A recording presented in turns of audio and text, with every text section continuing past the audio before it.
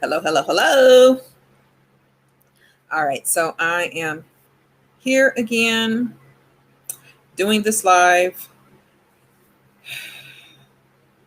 Don't know who's out there watching. If you're out there, just give me a shout out, say hello, or whatever. Say hello, put something in the chat, comment down below that you're viewing and that you're watching. Yes, I have a little bit more energy today. I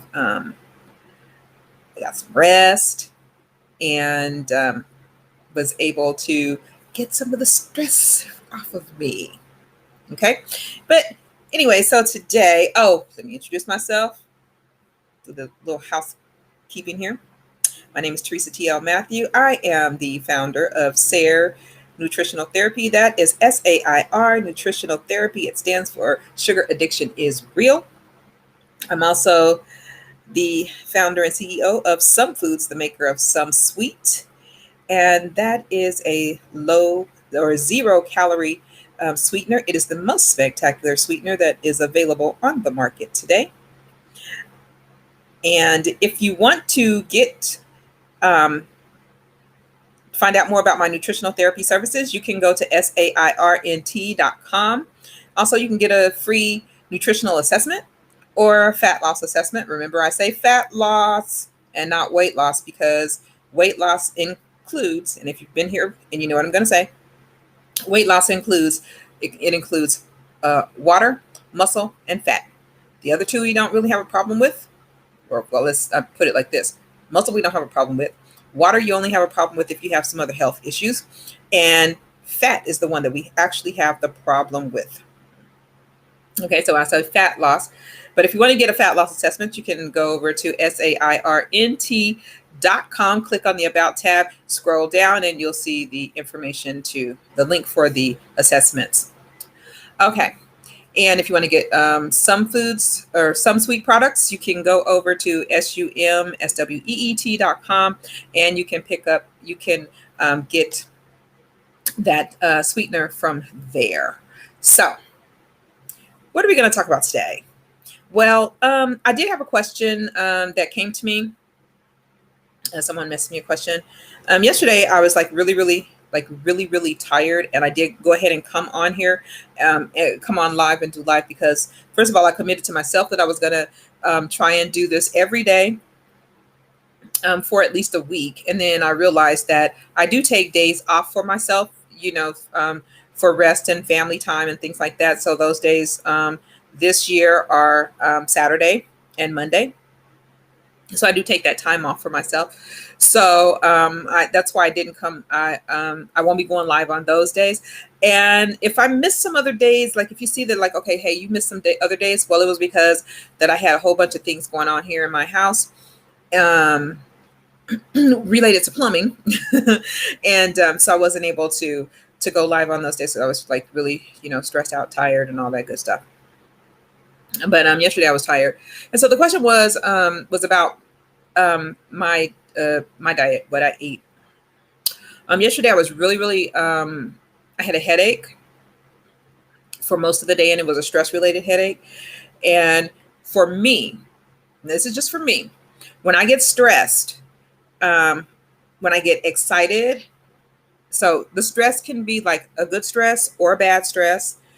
Bad stress, of course, comes with bad news. Good stress comes maybe with good news, but unexpected news and overwhelming news. So when I get stressed, even excited or like extra jubilant or whatever, my emotional triggers are not to eat. So I don't eat. So this is me. So your situation may be different, that when you are stressed or you have anxiety or you have whatever, you turn to food. Me personally, I don't turn to food. Excuse me. So I have a lot of issues with regard to not eating, but that is because I was in a sugar addicted body. And when I cut out sugar, I didn't replace it with food. But all the damage had already been done. The weight had already been gained. I was already insulin resistant. And so I didn't have to replace it with the damage was already done. And so by not replacing it with food, My metabolism was already shot, right? So was already low. And so, um, and my natural instinct is to not eat. So what I realized is that whenever I tried to quit eating sugar, I would not eat. And I don't. And so when I get upset, I get happy, exhilarated, whatever, no matter what. It's like, for me, I don't eat. So that's my thing. And so I actually have to make myself eat. And people around me get happy when I eat. It's like, oh, wow, she's eating. Even though I was fat, right? Even though I was fat, but I wasn't consuming enough calories to actually, or consuming enough calories to actually, um, to do more than just to sit, right? To just be sedentary. My brain was functioning very, very well. You know, it's very high functioning. So, and your brain, it needs a lot of fat. So obviously I was getting plenty. There's enough fat on my body to supply the nourishment that's necessary for my brain and the brain function. But even though I was not eating a lot.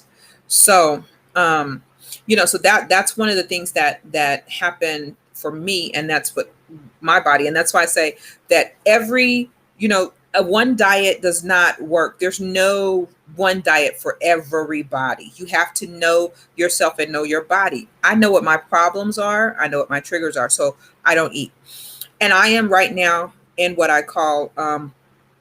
is called a bulking phase. It's, what the bodybuilders or muscle people call a bulking phase. It's like when you try and you eat more calories than is necessary so that you can build muscle. You will put on maybe a little fat. Now they do have lean bulks and fat bulks, and regular bulks or whatever, but you might put on you'll put on a little bit of fat with that bulking phase. But underneath, you're building muscle and you're getting stronger. And that muscle is actually going to help you over the long term to burn fat when you're just sitting still. Now, me being older, being 53, I'd need to put on muscle, because as you age, you lose muscle. And so you don't want to, have that problem.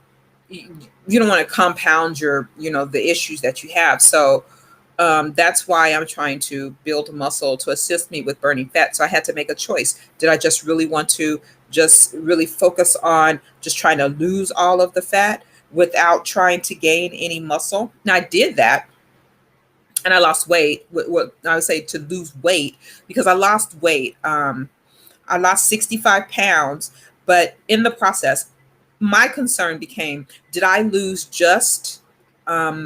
Did I lose muscle? I know I lost water, because I could feel and see the water coming off.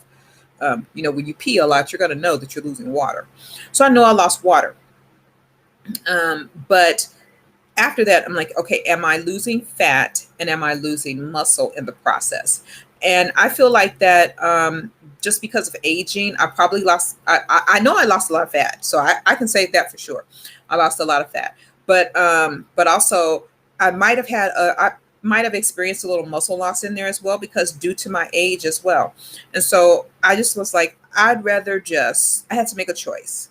Is what am I going to do going forward? And I said, I would rather just build muscle, just get a lot of muscle, as much muscle as I can, and just pack on the muscle.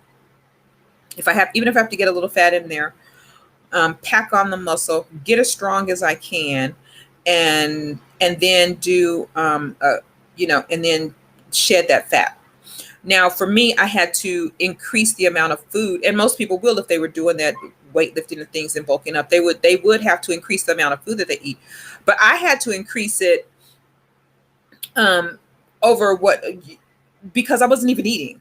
Like, basically, I didn't have enough in the tank to really exercise, and I wanted to have enough in there in the tank, glycogen stores, to exercise. So I had started, even before I started exercising, because in anticipation, I had started like carb loading, like eating more carbs than I normally would.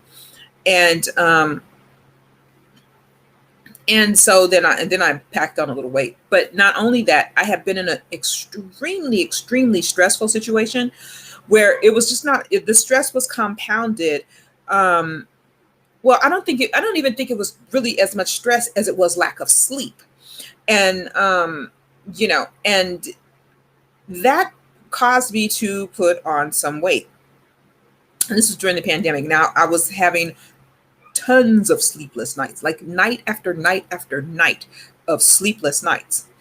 And so that's what I want to talk to us about today. Now, I know that was a long introduction. Oh yeah. And I said, the question was what did I eat? Well, I had a headache and I didn't feel like cooking. I didn't feel like making this. I didn't want to chop up no vegetables. I just didn't feel like none of that.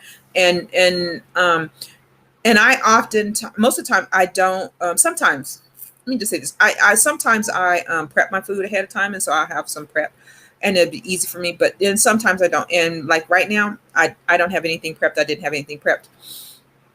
So I went to Wendy's. And the reason why this question came up is I mentioned Wendy's. So I went there, right? So I got the 4 for $4. And if you know what that is, that's fries and some sort of sandwich, chicken nuggets, and whatever you want to drink. Well, I just wanted tea, no sugar. And or they call it unsweetened tea. So I wanted unsweetened tea, but I got a chicken sandwich. The one was just a little processed chicken patty, and the chicken nuggets and fries. So I ate that because I was having a major headache, and the reason why I was having a headache is because I hadn't eaten anything, and I barely ate the day before. And I was just like, I just need to get something in.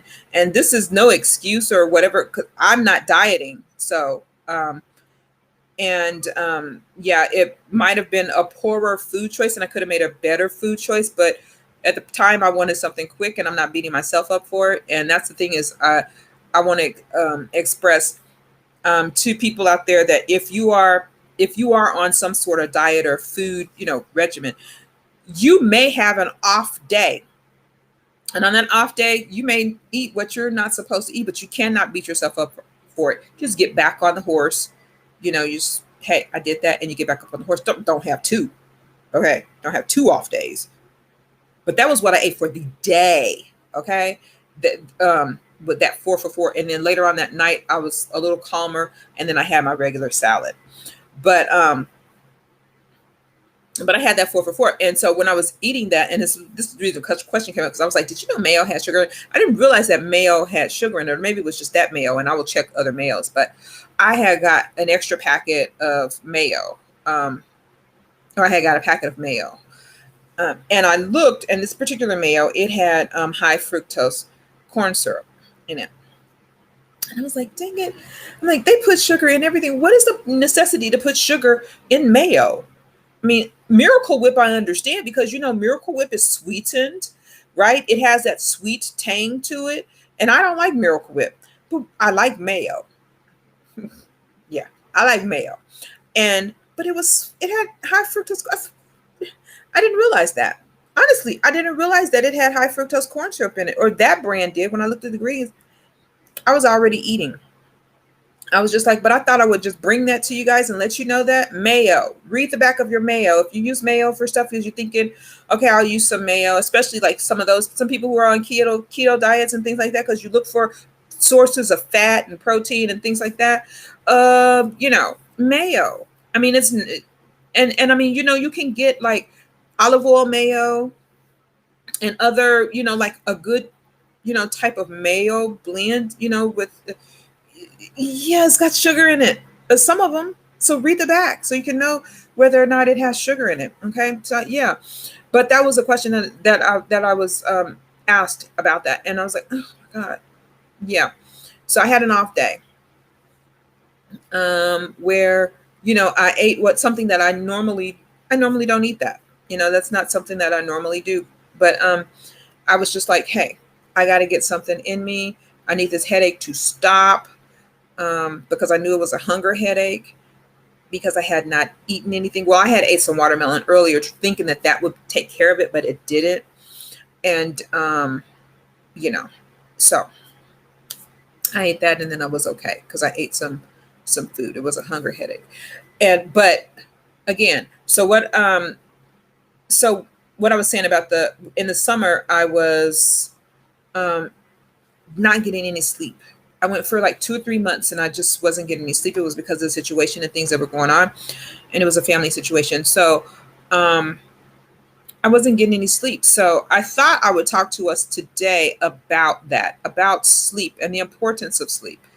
So I'm going to see if I can pull up my tab here.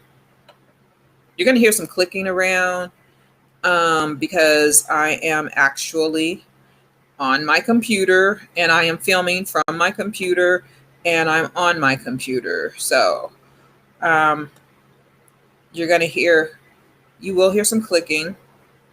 I'm going to try and bring these two together, these two tabs together. And so, yeah, let's see if I can do it. Bring them together. There we go.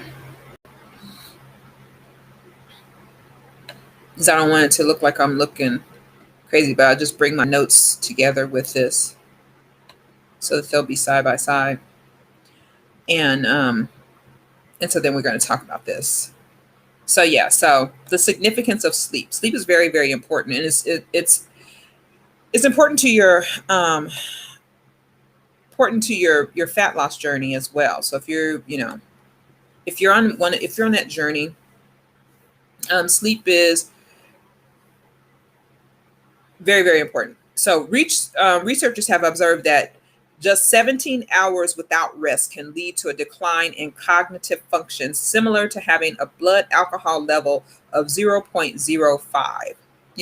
And that's the legal limit for driving in many countries. But if you you can drive, you can be out, and you can be you can be sleepy, and it really does have an impact on you. And one thing about it is when you're sleeping, you're healing your body. Okay. And so I think that's one of the things that we often, oh shoot, I didn't want to do that. I think that's one of the things that we don't think about because we just think sleep, sleep, sleep, I need sleep, but we don't really think about, okay, this doesn't want to act right. Why not? I think because the tab is too small. It needs to be bigger. All right. See if I make it bigger, then it gives me, yeah, gives me that link. Okay, so why do we sleep? Okay, so we sleep for restoration and recovery. We sleep for energy conservation, memory consolidation, protection from predation, brain development, and discharge of emotions. That's the scientific reasons for why do we sleep. And so, there are, and like I said before, sleep deprivation is going to cause, that is a form of torture. You know that, right? So sleep deprivation is a form of torture. And studies even show that just a short nap may be able to provide restorative and beneficial effects on your brain performance. I was looking at something one time. I think it was on Shark Tank, and they had somebody on there talking about putting sleep pods, having a sleep pod place where people could come and take a short nap because they knew the scientific benefit of just taking a short nap and how that will be beneficial to your brain performance and all of that. And the thing about me is, and the thing I'm saying right now about sleep is because research also suggests that lack of sleep can inhibit muscle recovery. And that's crucial. If you are an athlete, you need to sleep. Or if you don't even have to be an athlete. Okay. We can be, just like me, and you're just working out, trying to build muscle, and you need some sleep for that, because that's what happens when you sleep. It helps, it aids with that in muscle recovery. So we want to make sure that we get enough sleep. Okay. It is absolutely necessary. You can, if you have difficulty remembering stuff, it's going, it could be affected because of your sleeping. If you're not getting enough sleep, because you have memory consolidation goes on when you sleep. That it helps you to form your memory. So that process, when you sleep, it helps to stabilize the brain and help to form your memories. So if you're having problems remembering, you might want to check your levels of sleep. I mean, in addition to some other things, but that is, something that's really important. That's why, sleep is very, very important. Let's see what else. Oops, you know what I forgot? I forgot to turn. Okay, there we go. So, let's see. That babies, we all know that babies sleep a lot, or at least we hope they sleep a lot, because they sleep a lot because their brain is developing and it's reorganizing the synapses in their brain. And that's a bridge between, that bridges your nerve cells, right? So, and they're forming new memories. And so they say that babies with good sleep quality, they tend to show normal mental development as they age. On the other hand, infants that don't, with abnormal sleeping patterns may have developmental challenges in later years. But I mean, that's what they say, is that you watch your child. But I know we all want them to have good sleep patterns and good sleep quality. We want them to sleep, but even as adults, so we are continually creating these new synapses and inducing changes in our brain function. That means that we also require sleep to keep us at the top of our mental game. So it's real important. Um, and I want to get to the part where we talk about how it affects what we did mention, how it affects your muscles, but we want, just, briefly, but it's real important because to make sure that you're getting enough sleep and that you're not experiencing what they call a social jet lag, which is a modern day epidemic, because we don't sleep enough. We just really don't. We don't sleep. And did you know, like, I noticed this for myself, that you get colder when you go to sleep, and then your body heats up, as you go to sleep. That cooling down of your body helps to induce the sleep and um, get you sleeping. So sleep is real important, because sometimes if you don't if you're not sleeping right, you might make poor food choices.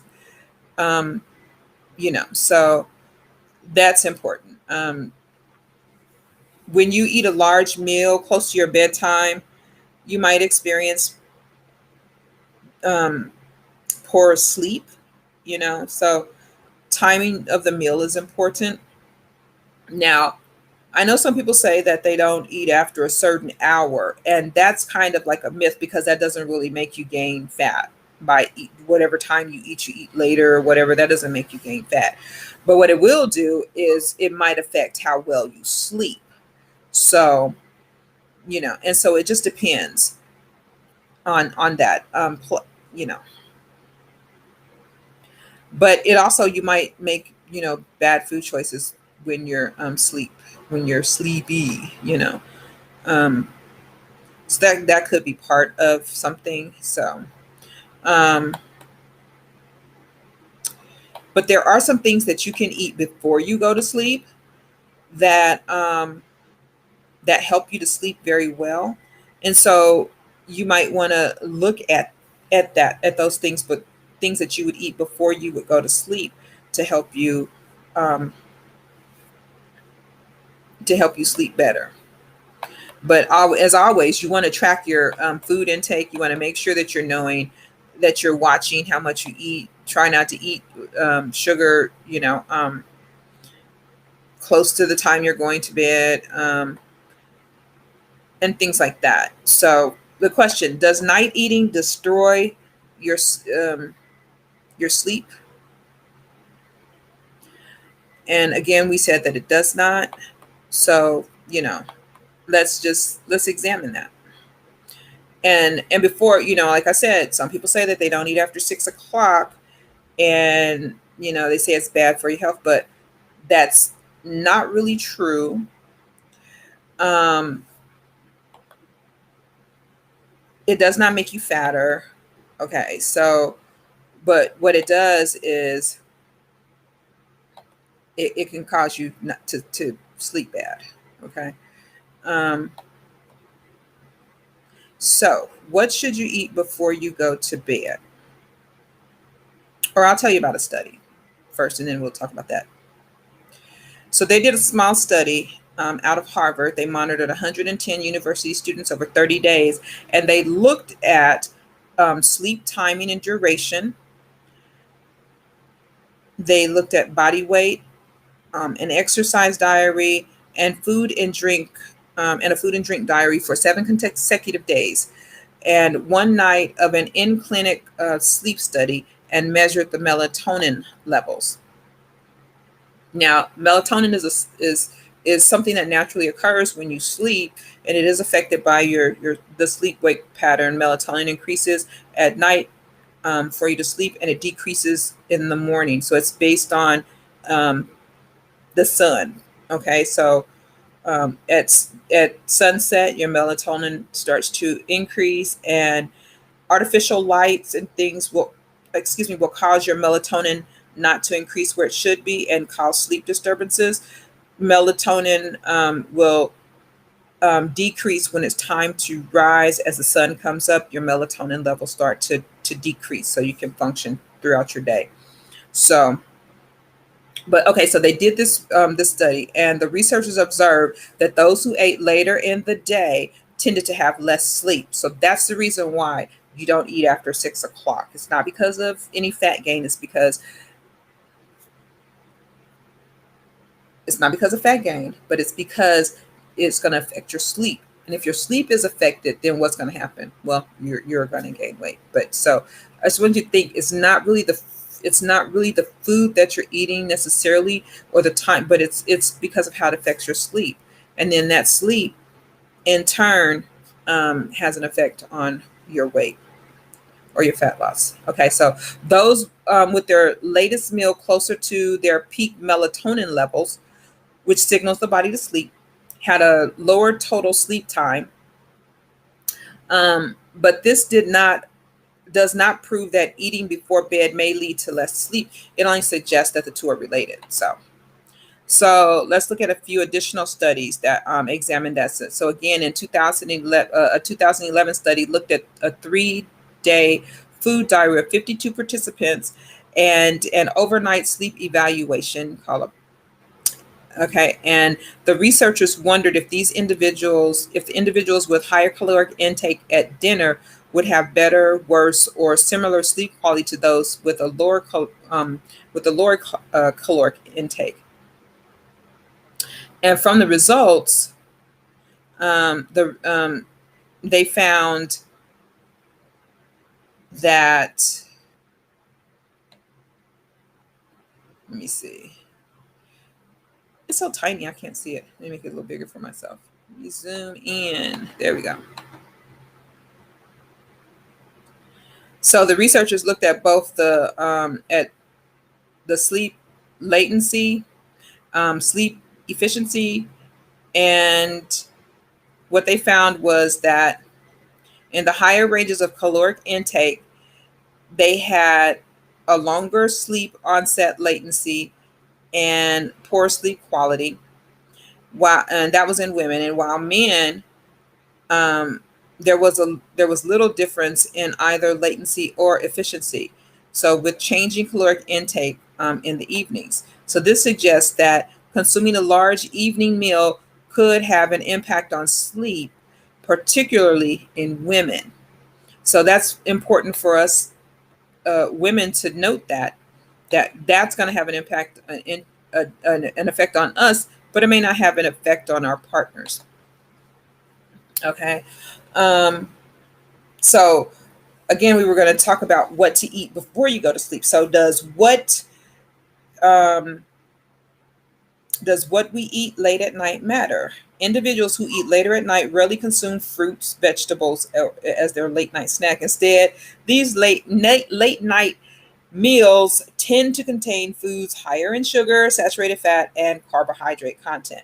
And these foods may affect our sleep quality, but by altering our metabolism and the natural circadian rhythms. Remember that, oh, well, I don't think I mentioned that the circadian rhythms are your sleep wake pattern. So you get sleepier, and more tired as the evening comes on, as your melatonin levels increase, and that it prepares your body for sleep. And then as once you're asleep and you've gone to sleep, then the melatonin levels start to decrease as the sun rises. So that's the circadian rhythm.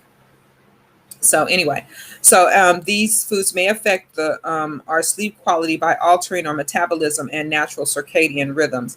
In particular, foods which lead to large fluctuations in insulin and glucose levels may have the greatest effect on our biological clocks and our sleep. And that's what we're concerned, we really are concerned about, that the glycemic level that we have, because that insulin level, remember, insulin is a fat storing hormone. So the glycemic index is measured, is a measure of the changes in specific amounts of food in our blood compared with the same amount of pure glucose. So that's what the glycemic index is. And so anyway, so there are foods that are low GIs. We're talking about what you should eat before you go to sleep.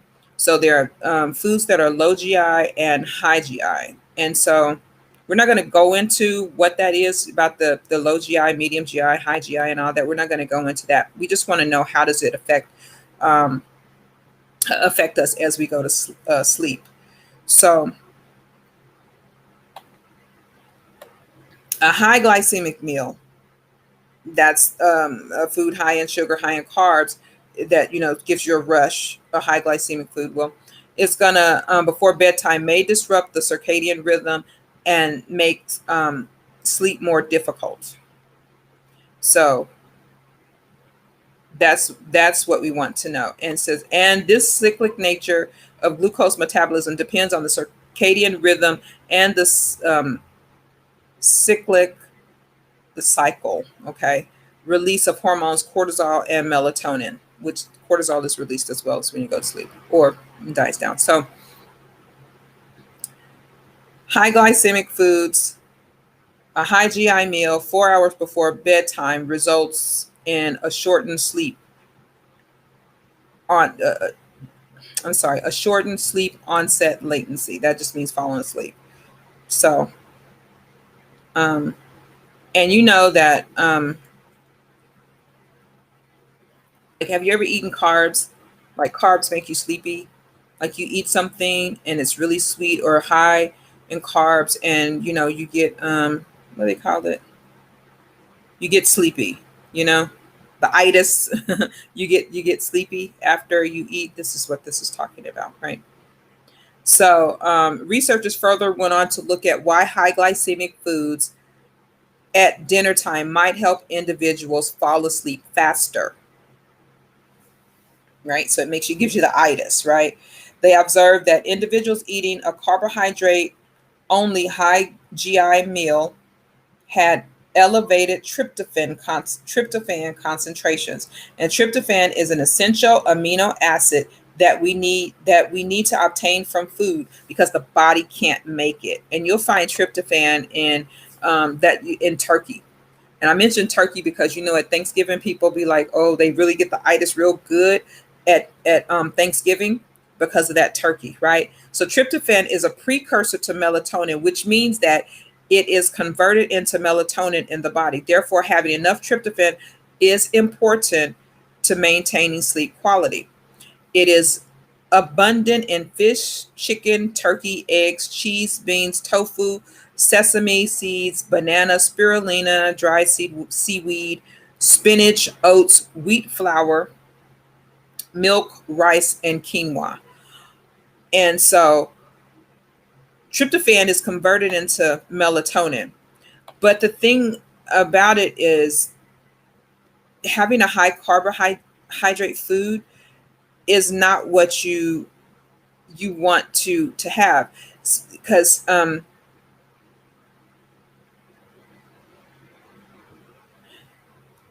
so basically this is what happens. So how does the high GI meal influence tryptophan levels? Because carbohydrates don't contain the tryptophan. What happens is tryptophan competes with other amino acids um, to cross from the bloodstream to the brain, and this causes the body to absorb many of these other amino acids into muscle tissue. This means that the ratio of tryptophan to these amino acids increases, allowing allowing more to cross the brain. And this may lead to further melatonin synthesis and hence a shorter sleep onset latency. But we don't recommend you have a high GI dinner. The reason why is because it has several undesirable health effects, and that's due to the effect on blood sugar levels. For example, it increases the risk for obesity, metabolic syndrome, cardiovascular problems, and it alters the circadian rhythm. And so it's not a good idea to have a high GI meal. So I said all that. I mean, what I'm trying to do is explain to you, which I'm not trying to confuse you, but what I'm trying to explain to you is that you can have a high GI meal. It's going to boost that tryptophan. It's going to put you to sleep, right? But it's going to have negative effects on you, on your body. So you can get that same effect. Go to sleep, fall asleep fast. The things that you should eat is tryptophan-rich foods, protein-containing foods without the high GI foods. So that's why you missed it. You remember they used to say you can have a glass of milk before you go to bed?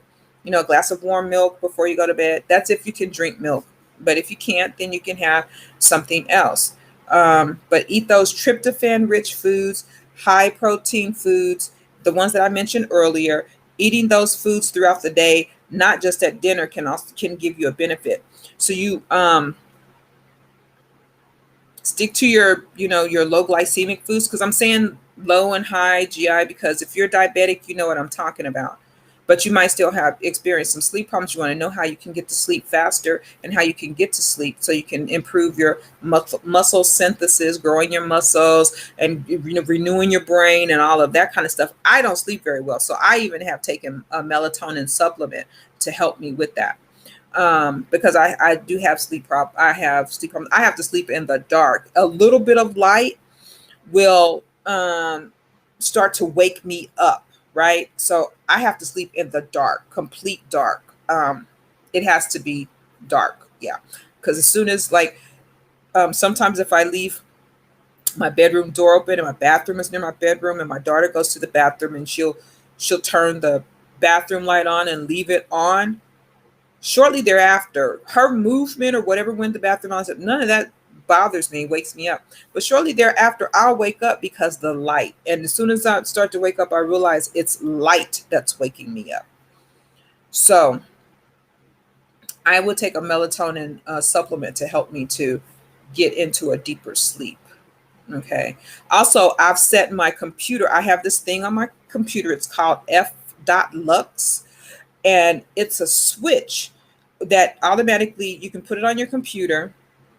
And what it does is it will start to dim down the light on your computer. So if you use your computer a lot and you're on it in the evening time, like I am, it starts to dim down the light on your computer, and it will increase the melatonin level that's going on in your body to get your circadian rhythm flowing right. And doggone it, if it works, because when I have that set on my computer, I start falling asleep, and I'll be like, why am I going to sleep? I don't want to go to sleep right now. I don't want to go to sleep. I got work to do. I got work to do. And I'll be like, why am I falling asleep? And I get sleepy, And I'm like, doggone it, that Lux light is on. So if I turn it off, then the brightness comes back up on my computer. I don't fall asleep. So if you use a computer like that and you're having trouble sleeping, you like to, you know, you know, think you're just gonna be on your computer or whatever, or you might turn to your computer late at night, hey, you know how we do now, you might even turn to your phone or whatever, just just trying to do something to fall asleep. You might want to set your phone so that it's on night mode, because it makes everything a little darker, and that'll help you to fall asleep as well. And if you're using your computer or your tablet, get that F dot lux. I mean, it's F dot L. Let me look. Let me see, because it's just, for me, it just looks like flux. It's FLUX, but it's F dot lux. It's an app, and you can put it on your computer, and it will help you to. It automatically sets you tell it your sleep rides. When you want to go to sleep, where your rising and your evening patterns, and I think maybe you put in your location or something, and then it will automatically just start to dim when it's set. It just automatically starts to dim down the lights on your computer, and you will be falling asleep. If that light is if the light from your computer is messing with your circadian rhythm and stopping you from producing the melatonin that you need, because artificial light will do that. So, but what should you eat late at night? You should eat foods, again, that will help to increase your tryptophan.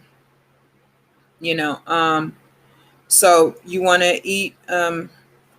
Trying to move my computer here. So you want to eat foods that, again, and I'll go back and list them out for you. And I might put it in the notes on underneath, down below this video. So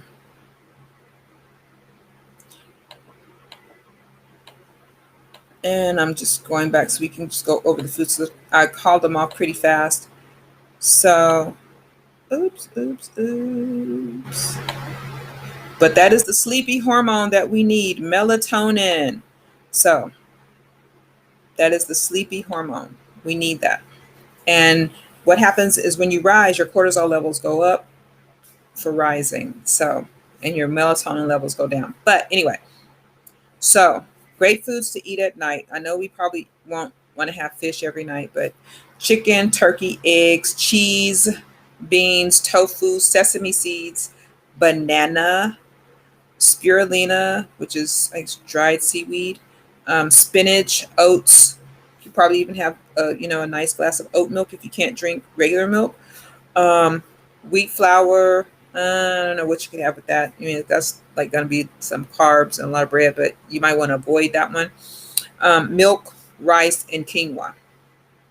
But depending on where you are with your diet, and I'm not talking diet when I say like you're on a diet. I'm talking diet like your body and what you like to eat. And so just depending on that and where you are and the types of food that you can handle for yourself, you might want to find that, like a slice of a slice of turkey. I like turkey breasts. I like what kind of turkey? Smoked turkey breast, like the real turkey breast, not the processed kind, but the real turkey breast. A slice of turkey breast with a piece of cheese, or a nice glass of oat milk or something like that, or maybe a tiny serving of oatmeal that will give you some fiber as well, right? A small serving of oatmeal or something like that, just something to help you get into sleep. You could have some yogurt, unsweetened, of course. Just different things like that, something to help you get into sleep, especially if sleep is if you have problems sleeping and you have problems falling asleep, you have problems staying asleep, you want to consume some protein or something like that before you go to sleep, to help you to be satisfied, so that you're not hungry going to sleep, and then so you can stay asleep and increase your melatonin levels and stay asleep. I mean, that's really, really important. Okay, now if I was just too technical and I just did too much technical talking because I was looking over some notes or whatever, and you didn't get anything or you missed anything, then just let me know. Comment down below, and I'll try to do a better job of explaining stuff and all of that. But yeah, I got a good night's sleep last night, so I'm ready to go. Plus, I got some good news today, and that was really exciting as well. Because I got some good news yesterday, and it was really very exciting, very overstimulating. It's like, but today I got some good news too. So so I'm raring to go. So okay, I've been rattling on here for about 45 minutes. Again, if you want to get a nutritional assessment, you can go to sairnt.com, click on about, follow down the page. You'll see the links there for the nutritional assessment and the fat loss assessment. If you want to get product, some sweet, it's the best sweetener, the most spectacular sweetener that is on the market today, you will want to go to sumsweet.com, SUMSWEET.com, and get that sweetener. If you're doing any of those diets, which that's your choice to do those diets.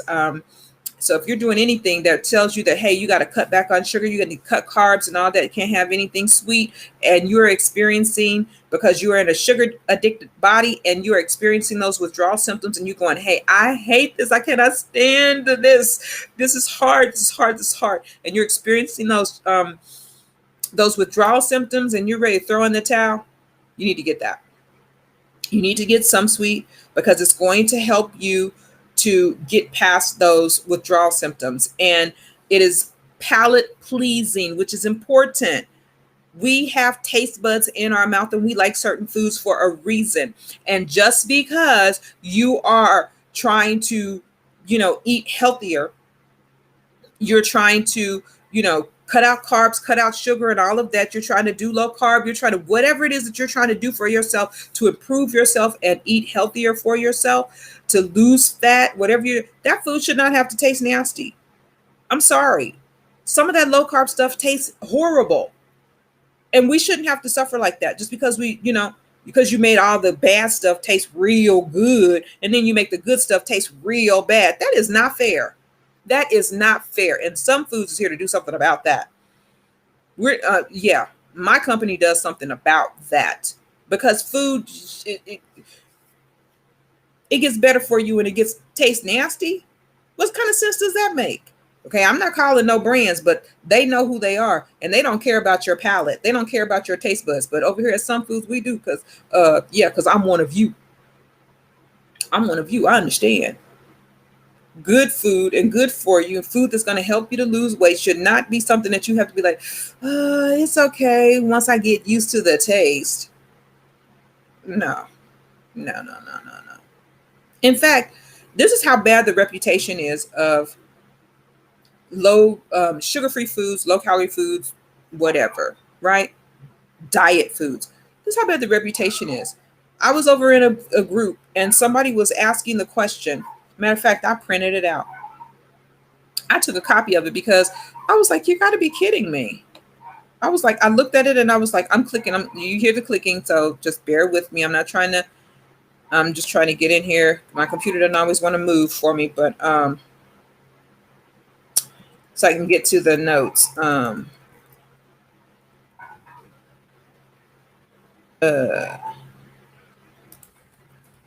They were asking a question about constipation. And this was the question, because they're on keto. And keto, in case you don't know, you will be constipated on keto. That's one of the problems with keto. You will be constipated. But it says, any suggestions on what to eat or drink for constipation? So there was all of these number of suggestions. And we're going to talk about that. We're going to talk about this at another time. But this is the one thing that I wanted to point out. Of all the things that they were naming that to help the problem, this one kept coming up a lot. I'm not going to name the brand, right? I'm not going to name the brand, but candies, sugar-free candies. I seen it a lot. Just suggestions to get along with things like prunes and Miralax and oops, I named a brand. Okay, but you know what I'm saying. But along with things like that, sugar-free candy, along with prunes and plums, sugar-free candy, along with stuff like what is it, milk of magnesia and all of that, you know, um, the different things, magnesium and all of that, and various brands of fiber. Sugar-free candy was mentioned.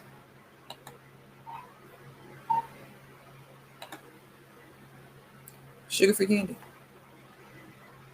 Some of us prefer and need sugar-free candy. We're trying to avoid sugar. Why is it that they mention sugar-free candy as something of a laxative to help you go to the bathroom?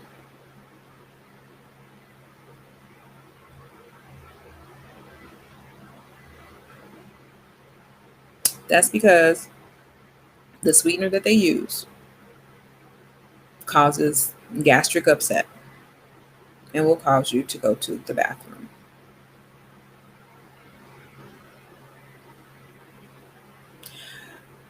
It's not fair. It really is not fair. If you're going to enjoy a sweet treat, you got to spend some time on the toilet. It's not fair. It's not fair. If they would have just made the food right in the first place, stop putting high fructose corn syrup inside of everything, then we really would not be having this discussion. And there really might not really be a need for me. But because that's what they did, I'm here and I'm here to help. So again, if you want to take a nutritional assessment, you can go over to sairnt.com, click on about, scroll down, and you'll see the assessments there. It's a nutritional assessment, a fat loss assessment. I might end up putting some sleep deprivation assessments or put some other assessments over there in the future, but let me know in the comments below if you want one of those assessments, if you want to get something like that, and I'll be happy to accommodate you. Also, if you want to get the sweetener, Some Sweet, you can go to sumsweet.com and you can get the sweetener. It is the most spectacular sweetener on the market. It does not cause the digestive and gastrointestinal issues. And again, I would say that it has not caused that for me. It has not caused that for my family. We have not experienced that. I am a big consumer of the product myself. I eat and drink this all the time and just about everything. And it helped me to kick my sugar addiction and made it so that I can say that I no longer live in a sugar addicted body. But again, we are all different. We're all different. And if you're starting anything and you're starting anything new, you want to start it. You want to ease your way into it. Don't jump into it.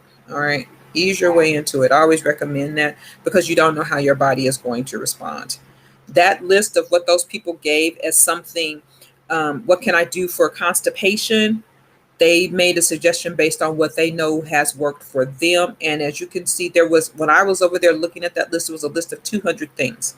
200, I'm not saying it was 200 different things, but I'm saying it was 200 responses, 200 comments, 206 comments. And those 206 comments, everybody didn't say the same thing. There were a lot of things that were common and a lot of things that were repeated. And sugar-free candy was one of them, which tells me that sugar-free candy probably works for just about everybody. Okay.